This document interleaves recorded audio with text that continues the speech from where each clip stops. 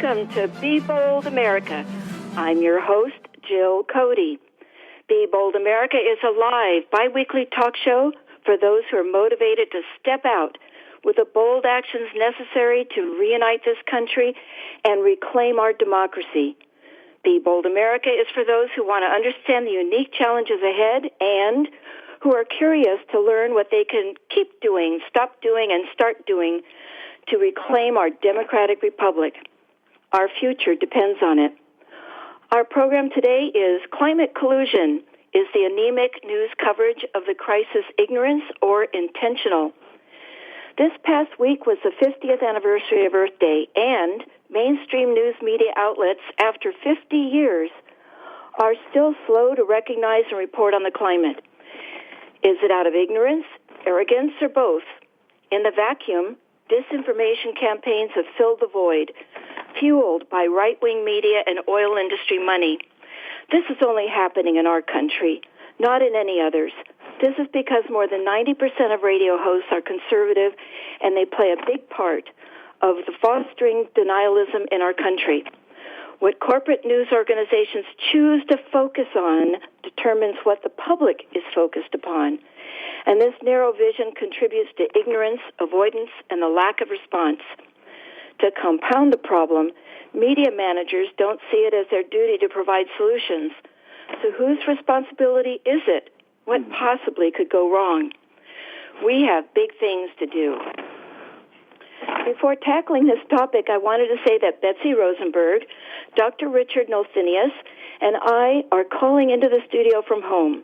But our program engineer, Emily Dunham, is in the studio sitting at the boards coordinating the program. So if any of our phones drops the call, Betsy, Rick, or I will just call back into Emily. Now on with the show. Before I introduce our expert guest, Betsy Rosenberg, I'd like to introduce our local community guest, Dr. Richard Nolthinius.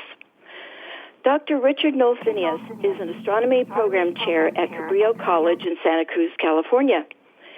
In the past 10 years, Richard added climate science to his expertise, teaching a comprehensive course in climate science and its civilization's context. By examining the climate science problem and searching for solutions, he has found it's connected fundamentally to, well, everything. In addition, Richard is a contributing chapter author in Climate Abandoned. We're on the endangered species list and Amazon #1 bestseller. Welcome to the show, Rick, and thank you once again for joining us. Hi, Jill. I lost you there for a minute. I hope you're hearing me. I'm hearing you just fine. Okay, great. Yeah, thank you for inviting me on the show. I'm really interested in trying to digest and dissect how media is playing into this whole problem. Well, thank you for being here, Rick. Our expert guest, who's calling in from Austin, Texas, is Betsy Rosenberg. Betsy Rosenberg's broadcast career in television began for ABC Sports for the Olympics, and then working for 2 decades in radio as a reporter and anchor with CBS News. Later, she created, hosted, and produced Echo Talk, heard on the Air America radio network, attracting an audience of 50,000. And becoming the first daily green show in broadcast history. During its 10-year run, Betsy interviewed hundreds of eco leaders in science, politics, culture, business, tech, arts, and activism, from Al Gore and Bernie Sanders to Drs. Jim Henson and Katharine Hayhoe, to CEOs from all the pioneering green companies. Betsy blazed a trail in the field of environmental and climate journalism. She's written for Huffington Post and Medium.com, often about the media's failure to cover climate change. And she, too, is a contributing chapter author in Climate Abandoned. We're on the endangered species list, as I mentioned before, a #1 Amazon bestseller. To just dive right in, my first question to you, Betsy, why do media managers believe it's not their job to cover climate issues and solutions? Do you have an hour, Jill?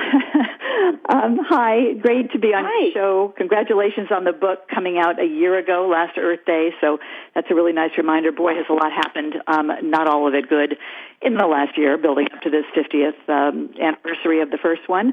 I will get to your question. I just wanted to just acknowledge this moment. There's so much going on. And I just a few minutes ago finished, we can talk about this later, Michael Moore's controversial new film. I haven't even read the reviews yet, but have formed some strong opinions on that. And as I answer your question, I just have to. We need 2 hours for that. But I just was realizing that never in my wildest dreams would I have thought a lot of things that are going on right now, right? All of us. But the fact that I'm going to be defending CNN because they did a climate special last night with Bill Weir, and I'm going to be trashing I swear it proves the world is upside down. I've been on CNN's case for years, pitching them a story, a segment, a show, a climate commentary gig for literally 5 years, and it's been every lame excuse in the book, which I'll be happy to mention, but to see it finally happening with, a legitimate, very well-produced 90-minute special was both gratifying and maddening because they could have had it years ago before Bill was assigned the climate beat. So why? Why do they not feel it's their responsibility? If I could tell you that answer, I would have saved myself a lot of agony over 2 decades, seriously. I started Trash Talk Earth Day 1997, little green minutes on KCBS, since you're broadcasting in Santa Cruz. I grew up in Silicon Valley, in Saratoga, so I feel like I'm kind of connected to you and this radio station. Spent a lot of beach days in Santa Cruz.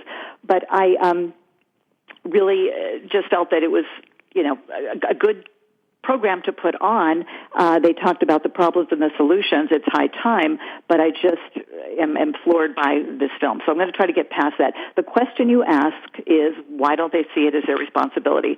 And the answers are a combination, to the best of my knowledge. I would love to prove it, but based on my direct experience, again, pitching and getting mostly lame excuses, if any response at all, and I'm not just talking about the cable news networks, but even the big corporate ones, CBS, ABC, and NBC, and even MSNBC, which is supposed to be the progressive news network, they feel, first of all, up until about 2 years ago, their reason, quote, reason was their viewers weren't interested. Every time they mentioned climate change, supposedly people tuned out. And I always question that because how do they know? They never really did any sustained coverage.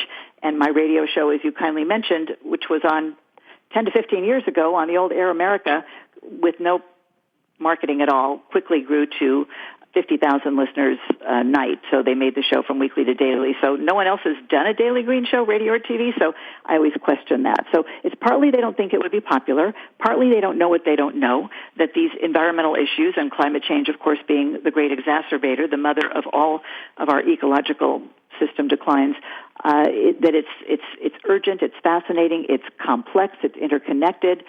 And the people behind the solutions, because I did sound solutions for a healthier planet and people, as you said, interviewing hundreds of eco-innovators, inspiring, informative leaders of all stripes, that they are passionate, knowledgeable, and should be heard.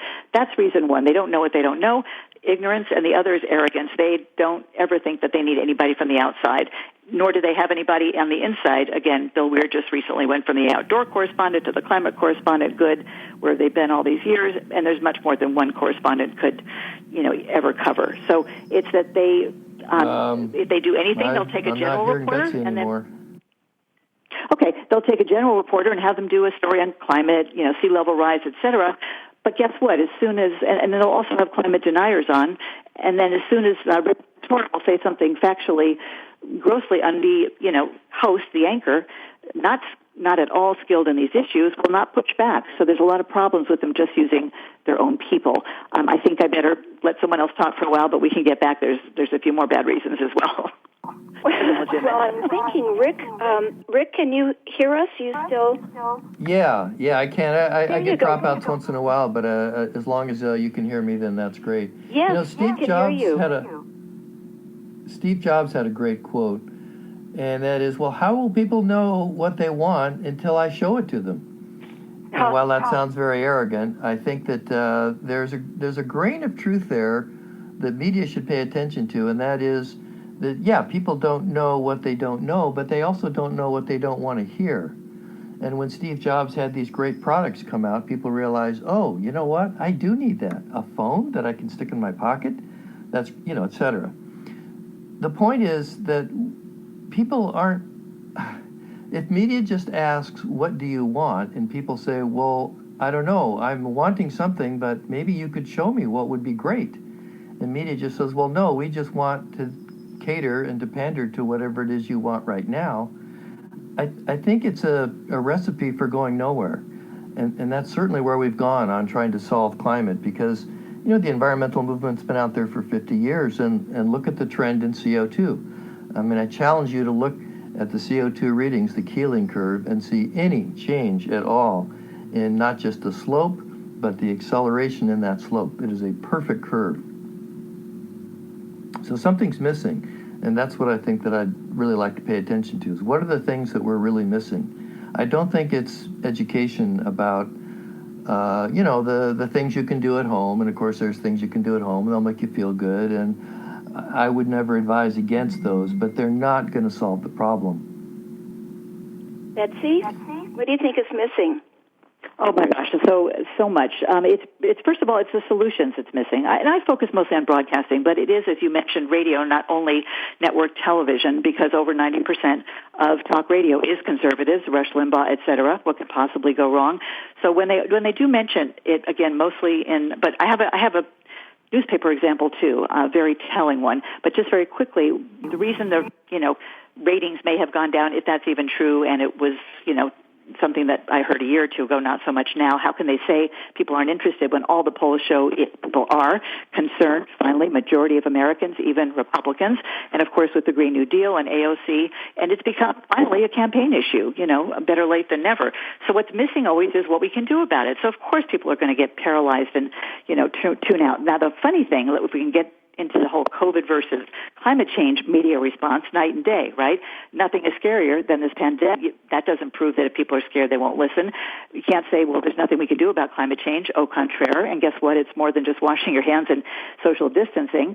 And if people know that there are so many things that not only can be done, but must be done at all levels, from, citizens, communities, companies, countries, all that. So that's what's missing, is I think, the key thing. And just quickly, San Jose Mercury News, since that's within your listening range, the editor there said on a panel at the Commonwealth Club in San Francisco about 5 years ago, they were talking about climate change and environmental coverage at their paper, and someone in the audience, not even me, said, why don't you ever cover solutions? Like, you don't talk about the good news.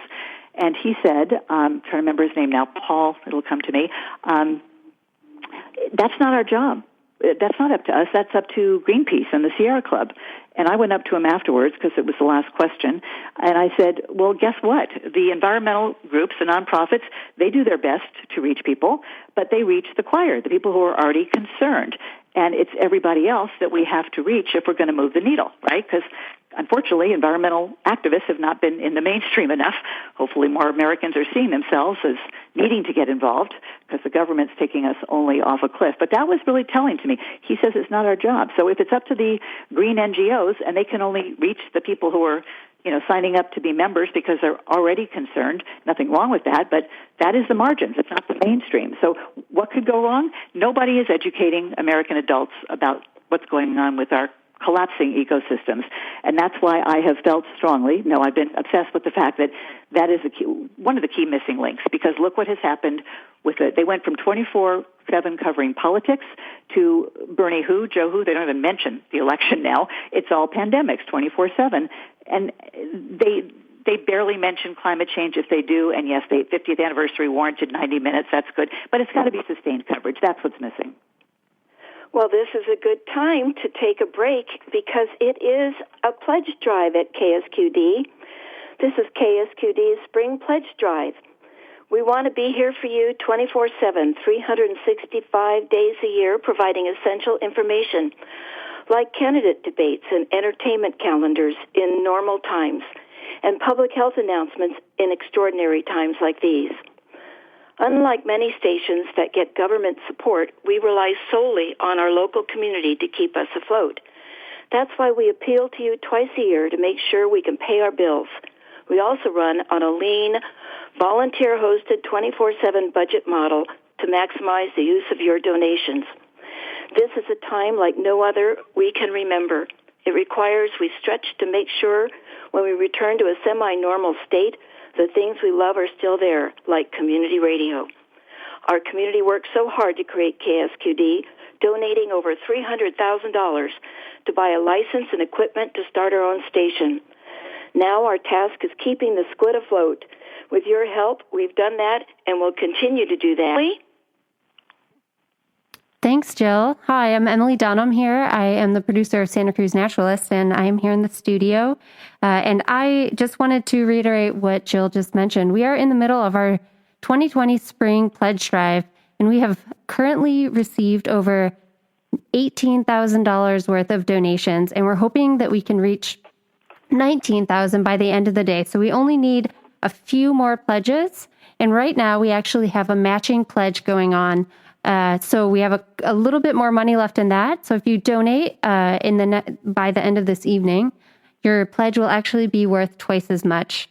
So I just want people to take a moment to consider what you're paying for all of those different sources of media in your life, whether they be Netflix or music subscription services.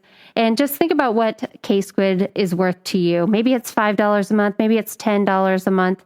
Whatever you can meaningfully do, anything really helps us. So you can give us a call here at 831-900-5773, or you can go online to ksqd.org and subscribe there. So we'll be back to Be Bold America after this brief message. KSQD thanks attorney Ned Hearn for supporting this program. Ned Hearn specializes in intellectual property and business law with a focus on entertainment, internet, and computer software business and their convergence, intersecting content, media, and technology in the digital environment. More info at www.internetmedialaw.com. Thank you, Ned Hearn, for supporting KSQD 90.7 FM. All right, Jill, now back to you. Thank you. And Emily, since I'm a volunteer, you can put me down for $100. I want to pledge right now on the radio show that $100 from this volunteer right now. Oh, awesome. Okay. Thank you, Jill. You're welcome, Emily. You're listening to Be Bold America on KSQD 90.7 FM, Many Voices, One Station. Listen worldwide online at ksqd.org. I'm your host, Jill Cody. Today our topic is climate collusion. Is the anemic news coverage of the crisis ignorance or intentional? We're speaking with Betsy Rosenberg, former reporter and anchor with CBS News, and Dr. Richard Nolthinius, Astronomy Department Chair at Cabrillo College. Richard, I thought I'd hand it over to you next. Thoughts?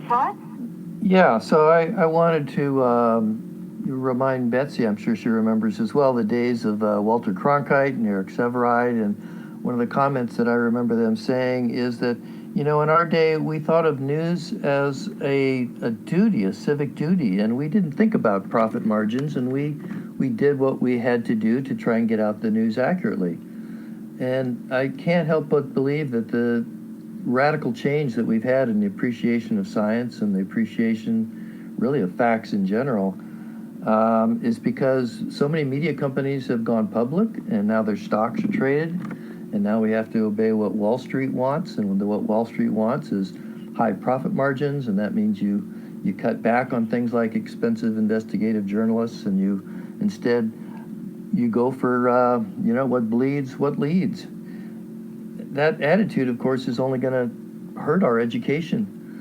I run up against problems as well when I try and tell people, you know what, if you really want to understand climate science, you have to read the actual journal papers. You can't even get it from the IPCC because they too are politically influenced by the UN, which is run by the most carbon abusive countries on Earth, and their goal is economic growth. It seems obvious that economic growth on a finite planet must end, and this is the conversation that no one wants to have, including the media.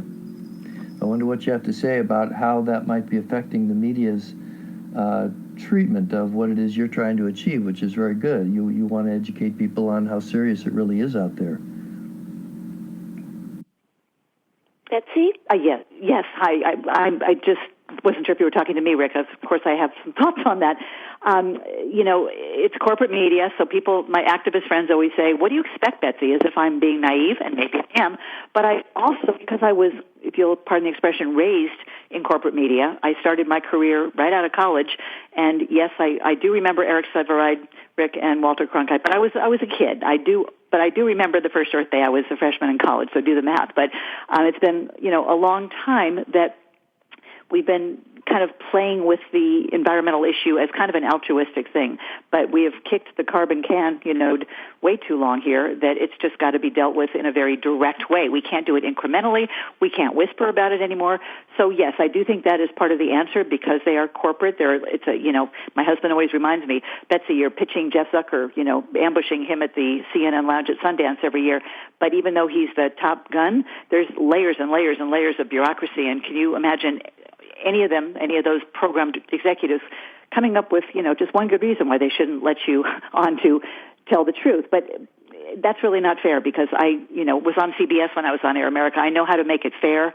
I won't say fair and balanced, God forbid, but I know what you can and can't say. And I can say the truth I'm not just a knee-jerk basher of, fossil fuels. We're all using fossil fuels. So you have to, tell the truth in a way that's responsible. And I know that I can do that because of my background. So having, grown up in corporate media, I was naive in thinking that once the executives understood how interesting and important these issues were, they would want to have these stories and they would look really good. And they would have looked even better if they hired me 5 years ago, 3 years ago. But it's not about me.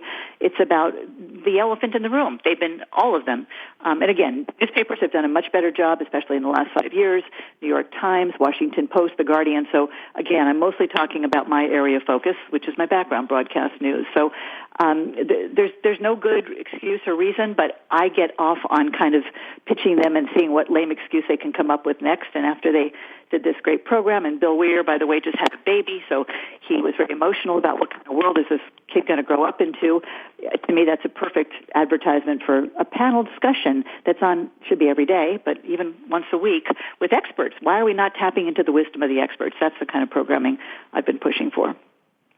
Yeah, if you read my chapter in Climate Abandoned, then you know the connection between economic growth and global GDP and how much energy that we have to use. So there was this brilliant insight from Tim Garrett, which I've now expanded upon, and I thought I put in a pretty good chapter into our book. All three of us, of course, contributed greatly to this book. And the idea is that if you sum the total GDP of all of history, not just this year, but all of history, that number is proportional to how much energy you have to consume, the rate at which you consume energy today. And so as long as we insist on economic growth, the amount of energy that we're going to have to consume is only going to go up and up and up. We live on a finite planet. There is no other planet that we can live on. People who think we're going to somehow terraform Mars are delusional. As an astronomer, I can tell you that for sure. And it's hubris and it is delusional. And we don't want to face that because what that means is it might affect our paycheck today. There's this great paper by Brooks et al. Showing that the rate of occurrence of psychopaths among corporate CEOs is 21 times higher than among the average, among the public. The public, that is about 1%. Sounds about right to me. 21% in corporate CEOs. And I think it's because boards realize that having a sense of morality is a hindrance to profit. Doesn't mean that every single CEO out there is a psychopath. Doesn't mean there aren't business people who are trying to do the right thing. But that's telling, don't you think? I mean, we're not making any real progress here. I go back to looking at what the climate scientists are actually telling us. And they're saying we're heading towards deep tipping points. They won't kill the entire planet, so there's the Guy McPherson's out there, and those guys are wrong.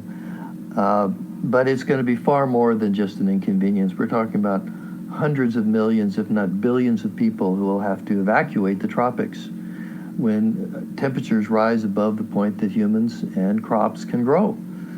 And those days are fast approaching. We have not made any dent at all in it, despite the ecology movement given birth to back when we were in high school and in college, and had all this great optimism that the world would change, would we have ever thought that here in the year 2020, we'd be looking at what we're looking at now? That we were looking at the government we have now? So my interests have slowly migrated away from pure understanding of climate science, although of course I do that, but towards the deeper problems. What is it about the human species? What is it about the civilization thermodynamic system that guides us towards what seems to be an inevitable collapse? I don't think that if we just, put a bucket in the shower and we put more solar panels on and so forth, that that's really going to solve things. It might bend the curve a little bit, might delay things a little bit, but there's the tipping points that are being triggered now in the Arctic. There's soils drying and giving off more CO2. There's deforestation happening at about 1 football field per second. And those things aren't really getting addressed. I have a feeling of a bit of desperation in trying to communicate as passionately and strongly as I can while I still can. I have the luxury of being an academic, and so my paycheck is not coming from private industry that way. But I see corporate capitalism as, I used to be a registered libertarian. Can you believe that? So I have to tell you, I'm wrong. I was wrong. I've changed, quite a while back. I changed, but yes, I was. And there's few people, unfortunately, who are willing to look at themselves and look at what they think and believe and do that. I mean, I have a whole family who, is still lost down that black hole. We can't even have a conversation. It's frustrating. Conversations is all that you were saying, we need to have. Yeah, go ahead, sorry. Rick, in that I did, Earth Day's been around for 50 years. If you were 10 years old at the first one, doesn't that mean they're 60 now? And I did 12 Earth Day family festivals in downtown San Jose myself about 25 years ago, about 12 of them. And I, too, see absolutely no change with the general public. And it seems that it is important to people, but not urgent. And it seems that human behavior is on the urgent side. Betsy? Well, look at there's so much to say. Coronavirus versus climate. I just did an article called Maybe We Should Call It the Climate Virus. And that's not in any way to downplay the seriousness of this pandemic. By the way, most people aren't aware that there are definite, and I'm sure Rick knows, environmental underpinnings to, make more pandemics in the future and make them more frequent and more deadly. That's not getting talked enough about. But you look at how fearful we all are, as we should be, by this virus, like climate change invisible, but the damage is certainly anything but it's the opposite response. And I think what that says is a lot of things, but one of the key issues, I think, is it shows that people have not felt personally endangered by the climate crisis and the warming oceans. We haven't even mentioned that yet. Oh my God.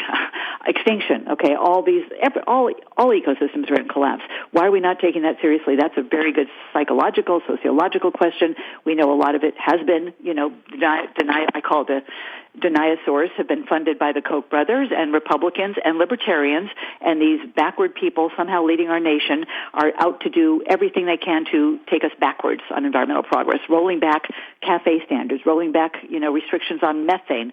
It's insanity, right? And they're doing the same thing with COVID. Obviously Trump is telling us to drink the Lysol. They've drunk the Kool-Aid. So the American people are being duped. They unfortunately are now paying attention. So the hope is that as we're in this great pause, we can begin to have a conversation while everybody's captive at home. You can only binge on Netflix, so long, or watch stupid distraction TV so long, to have a conversation that is sober and serious and mature, because look what we've learned. We've learned that we need to listen to science, look at the consequences of not taking action early, all these things that are being discussed right now, Sunday morning shows, and I heard quotes that, you could say exactly are true about climate, but things like we're all in the same boat. Yeah, we've been in the same sinking boat with, warming atmosphere and oceans. We were asleep at the wheel so long, a legitimate criticism. Yes, and it to me, it's kind of I guess it's become a sport for me to, monitor these shows and take notes and just contrast different responses. So I'm trying to, I guess, say that this is an opportunity that we have now to really shift the balance, because and I don't know if any of you heard Dr. Peter Daszak, he was on Democracy Now! Last week, and he was this morning on Fareed Zakaria. He's a disease ecologist with the Center for Eco Health.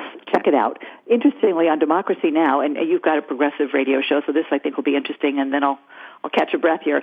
But on Democracy Now! With Amy Goodman, Dr. Daszak, and he is the premier virologist in the world, and he talked about how if we don't start taking better care of our environment, we're going to have a sicker planet, and that's going to mean sicker people. That there's definitely connection, of course, between what's going on with, encroaching development into wildlife habitats and humans and animals being closer together, leading to more viruses moving, jumping across human to animals, and also just how we have little disregard as we develop and grow and consume, for the natural world.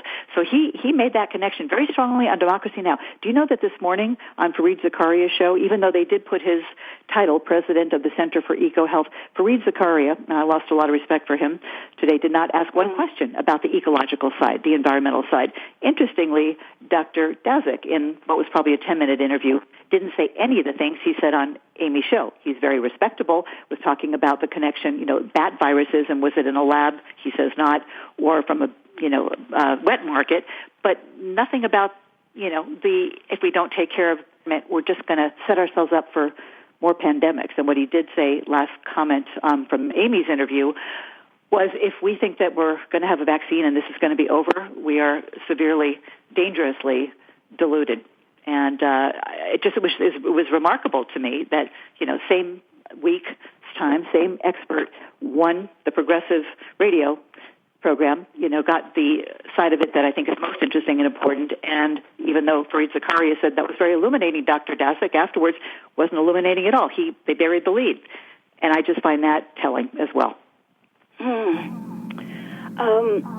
Rick? Yeah. Your thoughts? Yes, well, it sounds like there's an echo problem, so I turned down my speaker. I can just barely hear. Maybe I should bring it up a little bit. Hey, technology in the COVID age. I lost my train of thought there for a second. You sound fine at this end. Yeah, so is the echo problem okay? Because that was what I heard from our second line of communication. It's okay now. I was hearing it, but now I'm not. Okay, well, I turned my speaker down a little bit, and I also unplugged my lapel mic, so that may have helped. Yeah, boy, I'm really interested in how it is that the Republicans are so incredibly resistant. They have a Wonder Woman shield that is impregnable to knowledge. And there's studies showing that the more you try and show them convincing scientific evidence, the less that they are interested. Well, the more they dig in their heels and the more resistant they get to accepting the reality of human-caused climate change.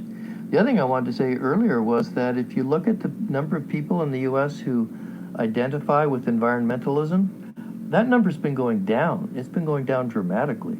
It was as high as 78% back in 1992, and it's down to only 42% as of a couple of years ago. I can't but believe it's probably even lower today. So there's a conflict with the fact that we live on a finite planet. People perceive that actually dealing with climate change is going to require a lot more than free market solutions. It's going to require strong government action, and I firmly believe that is true. So if the Republicans think it's going to require firm government action, I think they're absolutely right. I think the progressives need to get on board with that too, and I think there's one of our problems is trying to pander to people who think that, oh, well, we can have it all. We can have economic growth and we can solve our climate problems. And we're just not really going to be able to do that, not on a finite planet. There are resources that still need to be mined. And this is a good time to do a pledge break. Sorry, Rick. This is KSQD's Spring Pledge Drive. We know it's a difficult and uncertain time and that many are experiencing financial hardship.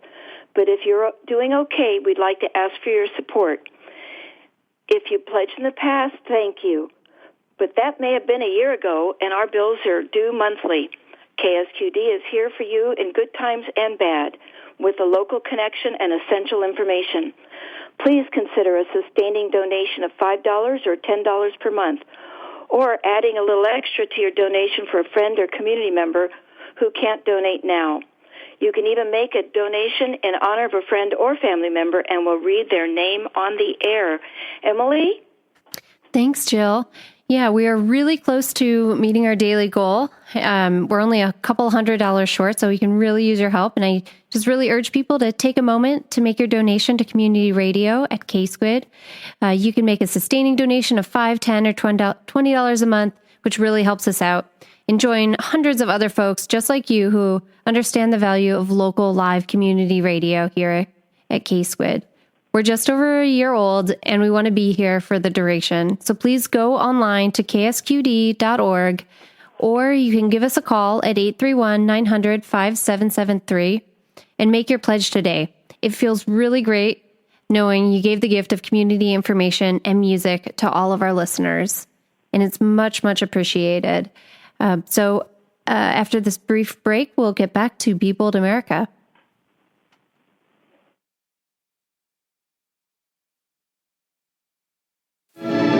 I'm no good at being noble, but it doesn't take much to see that the problems of three little people don't amount to a hill of beans in this crazy world. Oh, I love this part. It's always so sad. Humphrey Bogart. He looks at her and he says, "Here's looking at you, kid. Here's looking at you, Squid." KSQD, 90.7 FM. All right, back to you, Jill. Well, thank you, Emily. And since we're doing this show from our homes, my husband just walked in and said he's now donating $100, and that would be in Jerry Grimes' name. So there's another 100 for you. Awesome. Thank you. You're welcome.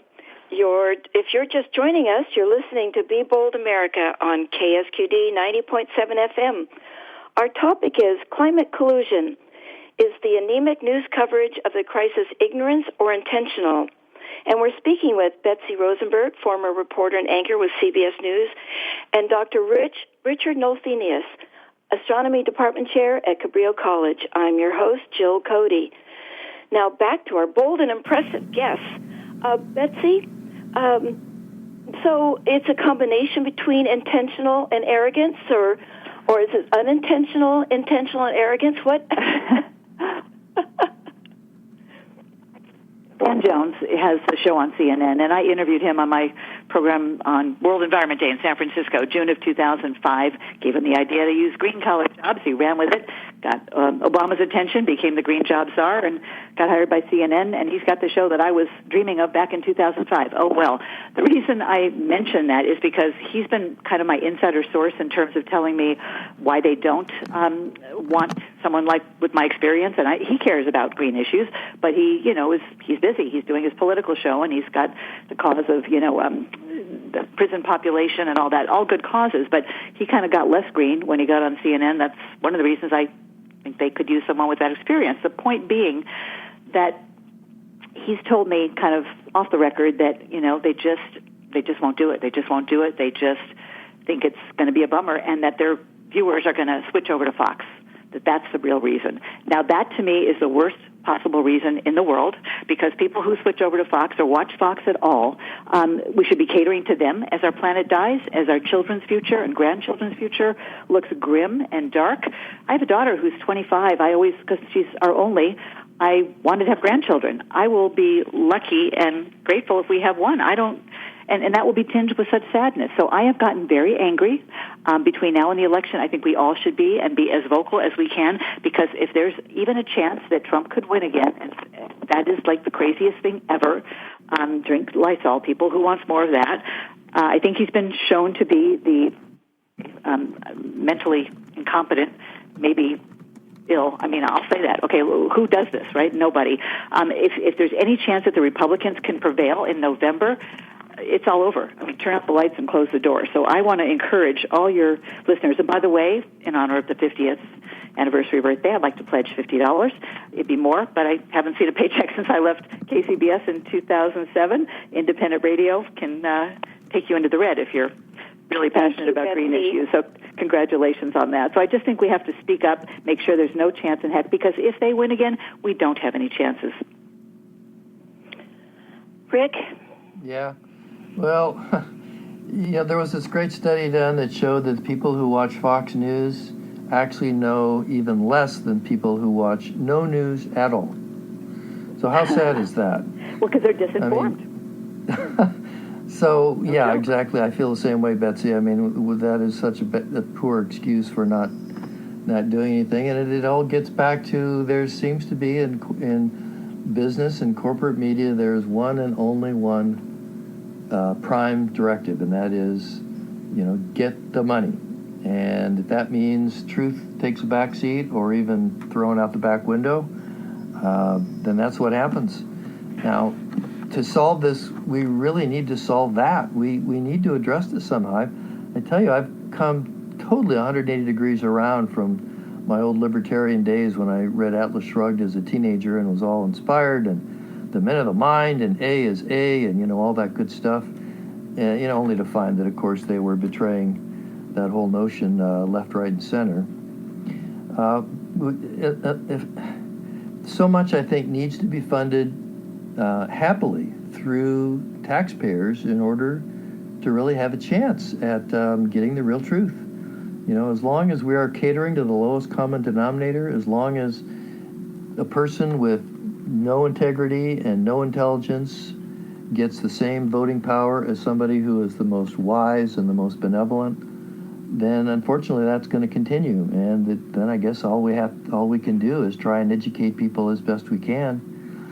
33% of Republicans, only 33% of Republicans think that universities and colleges are actually a good to society. I was amazed when I read that recently. It's a trend that's been ongoing. That's what we have to fight against.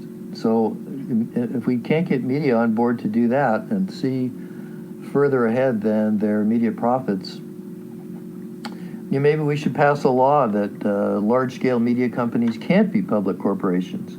If you're going to take on that kind of responsibility, that you may simply need to forego the possibility for everything that you want, including being a public corporation.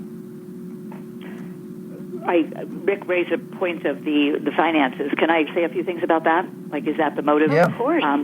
Okay, so, I'm not naive. I know that, Exxon, the fossil fuel industry, does a lot of advertising on the networks. They claim that doesn't influence them. Who knows? But what I have said for years to them directly, you don't have to have Exxon be your sponsor. Do you know how many green companies are out there who would give anything to be on CNN if it was associated with a credible, solutions-oriented green show? Solar companies, electric car companies, organic food companies. Have you been to Natural Products Expo in LA? There's thousands of companies trying to get their product out there. We could easily get rid of the fossil fuel advertisers and have plenty of show. So that's not an excuse as far as I'm concerned, and I let them know that that doesn't seem to be enough. I think what it really is today, if I forgot to mention this, I'd be kicking myself. Look at what they're afraid of. They can't be dumb. They can't be that ignorant. They're news leaders, right? Global news leaders. They don't want to have a truthful conversation about what's going on with capitalism and how if we don't continue with unchecked growth and overconsumption, that, we're going to have to change everything in America that looks like right now. What's going on with people not flying all over the place and driving all over the place and, buying crap we don't need, everything that COVID has done for us. And isn't it interesting that we've been burning the planet's lungs and Mother Nature is burning our lungs now and giving us a big fat time out and saying, I want you to go to your room and think about what you're doing to me. And I really believe in that. That's what gives me hope right now. And I could get spiritual, but I think we can all see that something is definitely shifting. And I would say when I get so angry at Trump and all that garbage, I just say, okay, thank you. Somebody is making this all the dirty side of America, the underbelly, the ignorance, the stupidity, the preoccupation with dumb shit. Can I say that? Sorry, dumb stuff. No. Is dumb stuff, the preoccupation with that is killing us. We're distracting ourselves to death as we head for a climate cliff. So that's what's got to stop, and guess what? It just did. So we need to rebuild. We need to come back, in a much cleaner, greener way. It's not simple. I don't mean to sound oversimplistic, but let's have a conversation nationally right now on how we come back. And of course, they're going to say, we can't deal with climate change. We've got a, coronavirus pandemic. Well, guess what we're going to have more of? So I urge your listeners to be very vocal and say to any friends or family members who still think they might vote Republican, you like extreme weather events? Vote Republican. You want more pandemics? Worse pandemics, vote Republican. I can say that because look at them across the board. None of them voted for impeachment. None of them support action on climate change, maybe one or two exceptions. Democrats aren't perfect, and forget libertarians because they don't want any government. If ever there was a role for government, we see that now. So I just think, and the last thing I do not want to neglect to say is Media Matters just came out with their latest statistics on mainstream media coverage, primarily the television news networks, in 2019. Guess how much it was? All their climate coverage. What percentage of their whole coverage do you think climate change stories were? Any guess? 0.5%. Very close, 0.07 in 2019. And that was after the IPCC report came out and after we've been told we have a decade. So I say if we've got a decade to get off our gases, cut our emissions in half, and we're not having a national conversation about how the heck to do that, what could possibly go wrong? I mean, there's just no way. People don't know what to do, and there's no easy thing to do, but we should have a panel discussion on pros and cons of nuclear energy in this moment we're in, pros and cons of GMO. That's not happening anywhere except maybe on, Democracy Now!, but the problem is those people get it. We need to reach the people who are now concerned. Maybe we have their attention and help show that it's in their hands. Their future is going to be connected to this, that we need to make it personal health and planetary health are connected, and that's the opportunity I see here to make those connections. I have, I think, some very different things that I think would help in messaging, and I think we're coming up against a break. Is that right, Joe? Or are we good? We're coming up against a break at 5:50, but you have a couple of minutes. Couple of minutes? Okay. One thing I did want to say, Rick, when you were talking about your surprise with 33% of Republicans supporting college education, is that for years Rush Limbaugh has talked about the four corners of deceit, and this is a certain propaganda message that is out in the conservative world. The four corners of deceit, over and over again, he says, is science, media, academia, and government. So yeah, they're converting us just like it's straight out of 1984. Yes, the novel. Yeah. So with the 1.5 minutes I might have, I think what we need to do is to go around the usual psychological defenses. I think if you go right at Republicans with facts and knowledge and with evidence and so forth, you continue to get nowhere. You have to completely go around them. In fact, good psychologists, good psychotherapists know this, that you can't attack somebody's defenses head on because they're too well built. You have to go around them. And one way to go around them, I think, is through art. I would love to see a film that is created that is along the same lines as that classic Stanley Kramer movie, On the Beach, and what that did for our understanding of what a nuclear war really meant. Because it wasn't all about, death and mayhem and explosions. It was a very quiet, very human film, and it brought people down to the personal, and it showed what it would be like to watch the world die. We need something like that for climate. It'll have to be intelligently written because obviously climate change happens over a longer time scale. We have to connect our children and our grandchildren to it. I think if you can't get people to respond to love for their children, then they're truly gone, and probably you can't do anything with them except find a way to prevent them from ever voting. Harsh as that sounds, there are these deep things that I think you can appeal to through art. We have pleasure triggers from the dopamine and the serotonin and then the long-term neocortex reward systems that we have built in. We should go for all three of those. as we talked about in a previous show, Jill. You're listening to Be Bold America on KSQD 90.7 FM.